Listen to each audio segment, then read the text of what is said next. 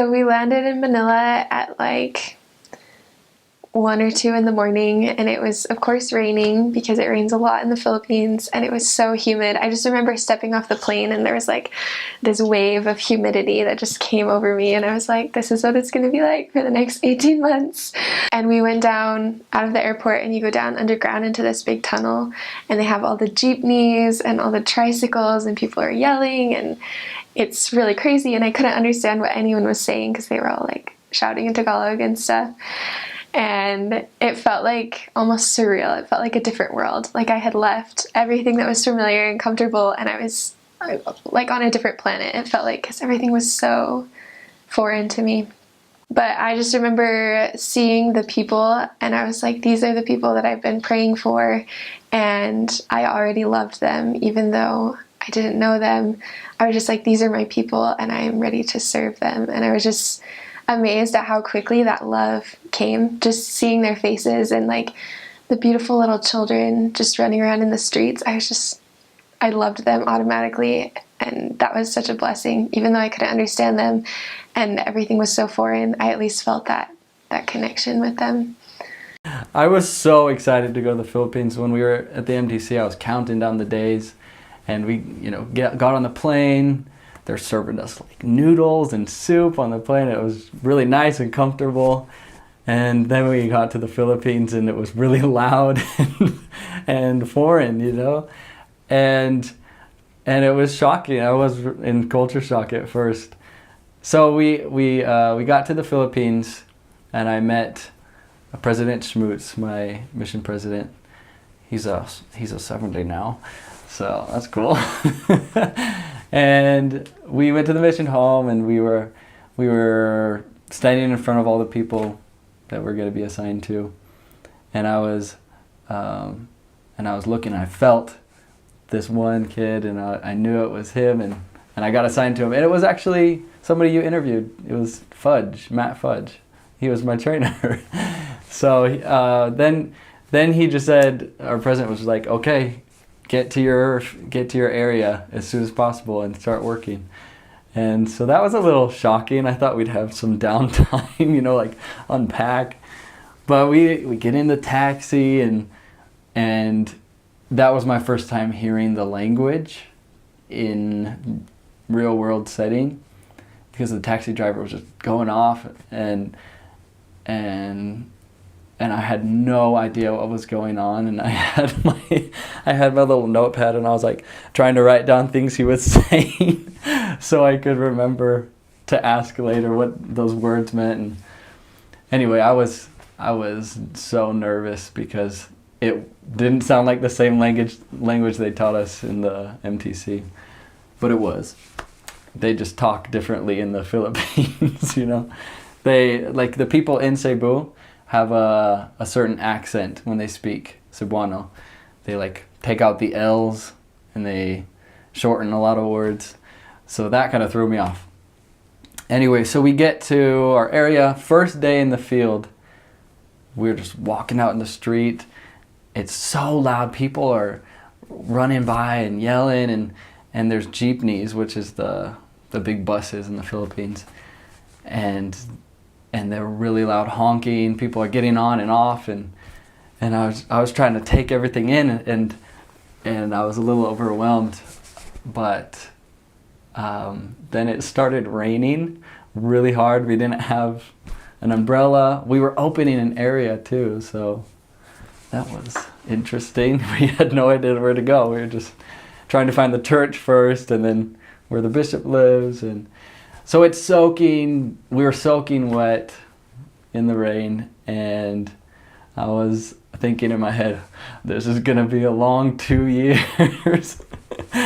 But I was really happy to be there, and it didn't really hit me yet that I was in the Philippines, so I was just going along with it.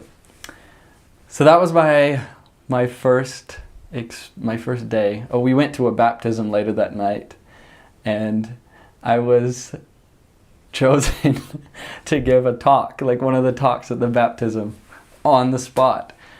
And so I went in there, and I was shaking. I was so nervous because there's only like 10 people at the baptism, but I was so nervous to speak in front of them. It was like my first test in the Philippines. And so I just went up and said some MTC phrases, and then I got down and all the Filipinos like turned around and they're like, good job, good job. And so that comforted me. They were so supportive with the language learning. And so that was really helpful at first. Just the fact that they're like, wow, you've only been here for a day or a week or a month. And, you know, they say that every single day of my mission. You've only been here for 2 years? So they're just the nicest people. And they're very blunt. They're very open. So get used to that, I would say to somebody. They'll tell you when you like pronounce something wrong, and I was so grateful for that, because then you don't mess up again. You just say it right the next time. So yeah, that was my first day, I guess, in the Philippines. My first day arriving to the Philippines after the 17-hour flight, I was a little bit jet lagged. We had the opportunity to go to the temple, which I know a lot of missionaries arriving don't really get the opportunity, but somehow we did. And so, you know, that was great, but, you know, I was just falling asleep. And I remember we were walking around the temple, and this other sister who was with me, she had to kind of like pull me along because I was like dozing. When we arrived to the mission, we had to fly from the Manila airport to the Laoag airport.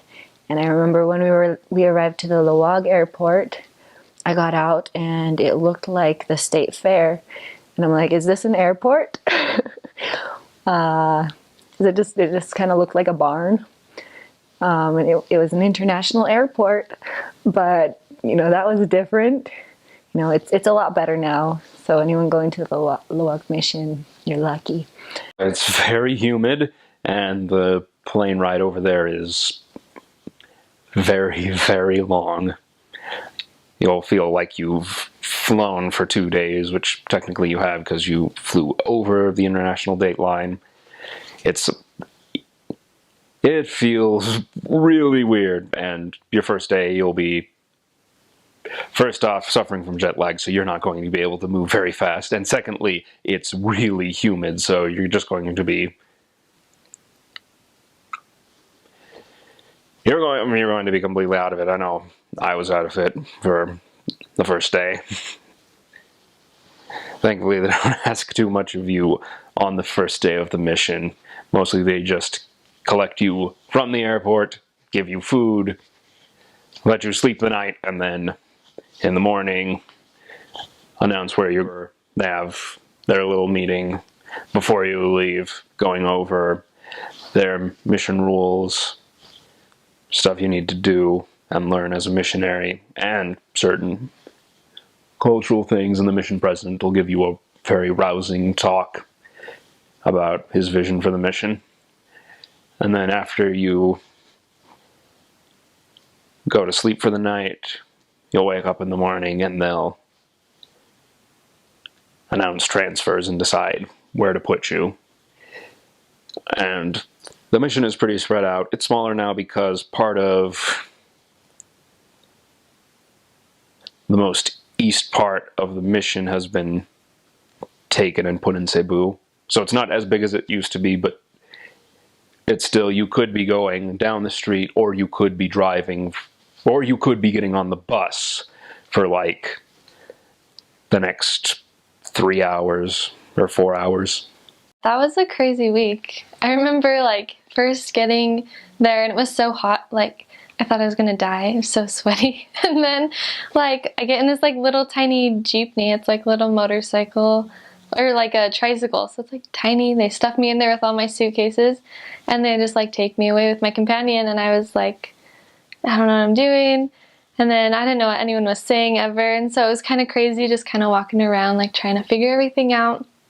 And then actually our first Friday there was a typhoon, and so we had to stay inside because it was that big one in Tacloban. So we didn't get as affected, but like definitely a little bit scary. There were trees coming down, wind and everything. So it was definitely an exciting first week to kind of get used to the Philippines I think I kind of felt like I'd get there and kind of be like eased into it, like, oh, like you're new, so we'll like work on it, but you just like jump right in. And you know, I didn't know what people were saying, but I could like bear a testimony super short, so I'd do that. Like I didn't anticipate being so involved, I guess, so soon, but just that first night you get out there and you're a missionary. So the people were awesome. I loved the people. They were so nice, and even though like they didn't know what I was saying and I didn't know what they were saying, they still like showed so much love, and like they're so happy.